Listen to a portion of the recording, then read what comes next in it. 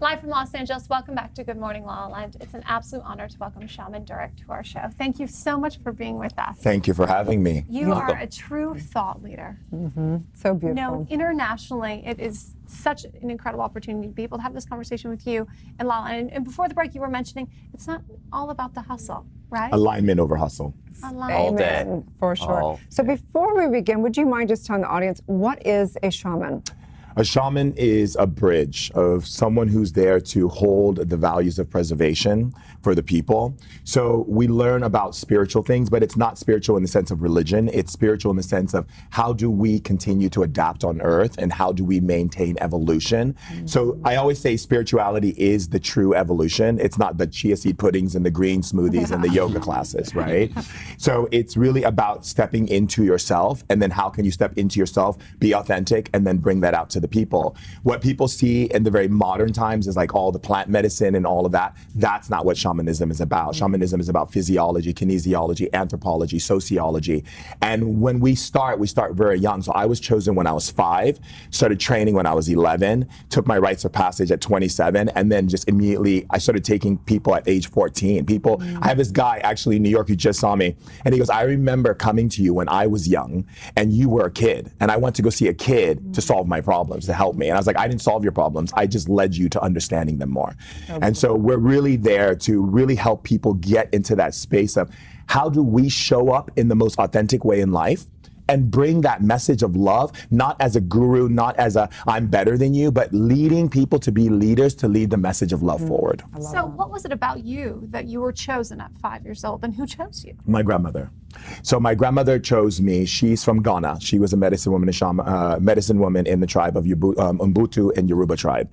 And one of the things they look for when choosing the next of line is you have certain access to your ancestors, certain things that you say that children would not say. Like for me, I used to always go, I can't change this. I can't change this. Why can't I change this? That was a sign for her, because that means that I was on the spirit world, and in the spirit world, everything is consciousness. So you can change anything. The other thing was that I was very much connected to being able to have this great capacity for love, and also seeing what was inside of people, like what was people about. Like when I was a kid, I would tell everybody what I saw. And also being rebellious, because in shamanism, if you have a tribal culture and everyone in the tribe is doing what they're supposed to do, the shaman in the tribe who's watching looks for the child who is going out in the forest by themselves, who's looking at the stars underneath this, while everyone is sleeping in the tribe. It's the one who does the opposite is the one that can bring messages back to the tribe to help them to thrive. We call it like having, it's like the gatekeeper of the ethereal to the physical. That's right. And I actually got my 9 rights in shamanism through the Incas. And one of the things, so I wanted to ask you something. So one of them was that we can reverse age. We've been granted the rights to reverse age. So tell us a little bit about that. Yes, everyone always asks me how old I am, and I'll be 44 next month.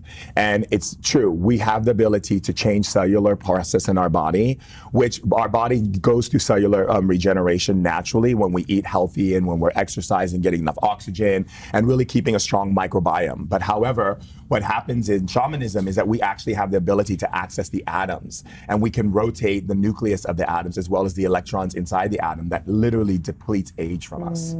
Yeah, it's really powerful. How does one do that? I know, if I touch you, can you reverse it for other people? I teach them how to do it. Yeah. Wow. So one of the things for me, which I think is why I stand out a lot in the world as a shaman, is because a lot of shamans are in the jungle, in the Amazon, in the flat plains, in the dry grass. They're not integrating with the modern world, with the Western world, unless you go to them. And for me, it's about taking shamanism and making it more available to people, where it's not about you coming to me as like, you need to get information from me. It's me teaching you how to access that yourself. Because where we are right now, we need to be not spiritually codependent. We need to be self-independent. Completely. And not only like, I never took any of the medicines, and I'm okay if that's someone's path, that wasn't my path. But I don't think that people need to get over that. Shamanism is inclusive for sure. And so tell us a little bit more about, you're doing so many great projects. You're in Hollywood, you got some shows in the works. What's going on? Yeah, right? So I was recently on The Doctors, which is great because they said they never brought anyone spiritual on The Doctors. But for me, I've been joining forces with Dave Asprey, who does Bulletproof. So I created this thing called spirit hacking. He does biohacking, so we kind of merge them together. So now we're doing stuff with his labs. We're working on building a superhuman. How do we access information from biohacking as well as our neurological process, how we're operating in the way that we're dealing with our mitochondria? How do we upgrade our systems by using what is naturally here with our bodies? So I've been doing that. I do a lot of work for women around the world. So I go to countries that are in war. So I watch the people that are going through like bombs and things that are happening so I can understand how mental health is really affecting people globally. And I've been getting together. I just got back from Mallorca. I was speaking on a panel about mental health, getting to the source of the problems, not just the symptoms anymore. I think we're so caught up in, and I love allopathic medicine, I love holistic medicine, but I do believe there has to come a synergy. There has to be a conversation that we need to have for the healthcare model, and for women especially, because we can put we can put people out, a woman into outer space, astronauts, but we don't have a really strong healthcare model for women, and that's a problem. Yeah, right. Yeah. Right. Hello. Yeah, so my work is really governed on that. So I just did something with Discovery, which comes out in December. The Doctors. I have another TV show, but I can't really talk about it so much that's coming out. And it's just about how do I bring the message of love, because it's not about me. It's about the people. And it's like, how do we put the power back into people's hands? And how do we teach people not to be so codependent upon, if just because a celebrity is taking a vitamin doesn't mean that vitamin's right for you. Totally. But how do you maintain that? Because if you're living your life in London, in LA, and being in the media, how do you balance that? So for years and years, I never wanted to be in the media. And I was actually very clear that I didn't want to be on Instagram. I didn't want to be on Facebook. I didn't want to be on any of the social sites. And a friend of mine who's Persian said to me, you're being selfish. You're not letting the people know you exist.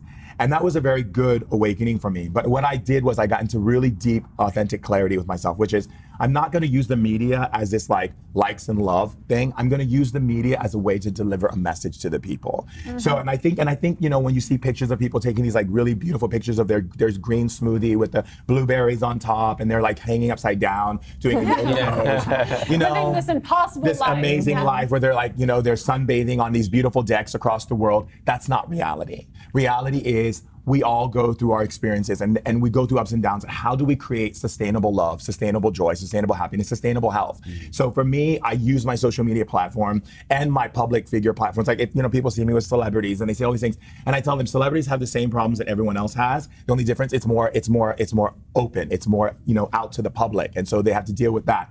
For me, it's not about that. It's about the message. How do we build leaders today, like the leaders that were of yesterday, but not just one, not just two, but hundreds of leaders, and bring that message forward so that we can survive on Earth, because we have a lot of cataclysmic things that are happening, with our environment, with the weather. We have to start waking up and saying, I am valuable, I am amazing, I'm powerful, I'm smart, I'm intelligent, and I'm able to step into who I am with authenticity, which then I can allow that to be able to give to others. Pouring into another person's vessel is the greatest thing in life you can do. Just fantastic. So what can people do to tap into their authentic power? So the first thing that people can do to tap into their authentic power is to, one, just remove the middle person. I call the middle person I don't know why I'm smoking. I don't understand why this is happening to me. I don't understand. I don't. It's very easy to use these words and then to completely vacillate yourself away from your core self. When you just go into, which is, I choose to smoke because fill in the blank. The other one is you don't have to people please, right? This isn't like the win the award for best how many friends you have or how many things you do for people. Do it because you really want to do it without expecting anything in return. When you give to someone without expecting anything in return, it's an authentic giving, and it creates such a beautiful connection to community, to love, to connection to yourself. And one of the other things that I always tell people, which is really, really important, is to make sure, I always say selfish is the new self-love, right? Is take time for yourself. Make it about you, and not about you in the sense people are like, oh, I don't want to be narcissistic. I don't want to be someone who doesn't care about people. And that's not what I'm saying. What I'm saying is take the time to really ask yourself, what do I need in order to be able to show up in the most authentic way? And if that means that you have to turn off your phone, turn off your phone. If that means that you need to get more pampered, get more pampered. If that means you need to tell yourself how beautiful, how amazing, how creative, how divine, how special, how loved, and that when you walk into a room, people love your energy, they love your spirit. If that's what you have to do it. Do it. Amen. Just do it. I'm in. So you're redefining what it means to be a shaman, redefining and bringing in an all-inclusive spirituality, and I'm completely on board with you. I think that this is, the taboos of all of it are like, it's just becoming common knowledge and common wisdom, so and yet profound always. So thank you so much for all your work. We have to ask about you're huge, beautiful agenda that you have. So this is made from Alex and Lee, and Alex and Lee are designers that used to design stuff back in the early 60s and 70s for like Grace Jones and Grace Sting Jones, and like all the people that you saw like back in those days. And so they do all the weaving themselves. There's nothing made in a machine. They hand weave everything, and it's just I love their pieces. And the kimono, like the woman who makes the kimono, she gets it from Japan, and then all of this she takes from different parts of the world, and that makes me feel good because it's very cultural, because I'm a very like worldwide cultural person, and I think that's important. It's very divine. So when people work with you, do you work one-on-ones? Do you bring them into a community? How do they work with you? So I work with everyone from like doctors to Wall Street execs to CEOs to families. I go in, I do like a whole thing with families, because families are tribes, right? And a lot of times what people don't realize is that when you see like your daughter who's always telling the father, like, I don't think you should do that, I don't think you should do that, and the father just doesn't listen, I say you need to listen to her because she's the protector of the family. Like people don't even realize that each person in the family is playing a role to keep everyone in thriving space. So I work with them, I work one-on-ones, I do workshops, I do television stuff, I do pretty much anything I can do to bring the message to the people. How can people find and follow you?